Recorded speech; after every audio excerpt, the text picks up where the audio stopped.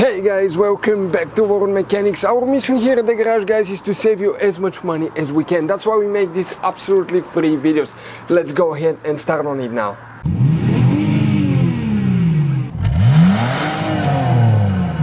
We're going to show you how to remove the instrument cluster on Ford Escape 4th generation and replace a light bulb if it's not working. So stay with us to see how we're going to do that. Not very complicated procedure at all.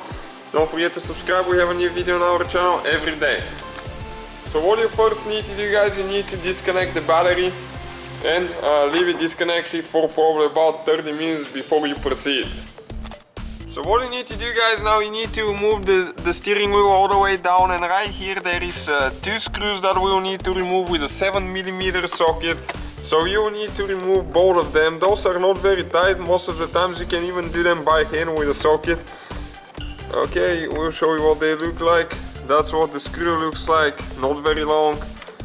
And once we remove those, we'll be able to remove that plastic trim around the instrument cluster. Okay, almost there. So if you get a prying tool or screwdriver, guys, right there is a few clips, one on this, one on the other side, and as well on top. So you need to just release those. It's pretty tight. Okay, just like that. Start it from the bottom and it will come out, and that's the trim that we're talking about right here. So now there is 4 more screws that we need to remove with that 7mm socket again. Okay, you can see the one that we're removing right now on the bottom. We have 2 of them on the bottom.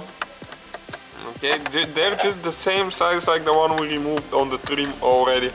That's what they look like. The other one is right here in this hole there. So remove that one as well. After that there is 2 in the corners, one here and one over there that you need to remove. So a total of 4.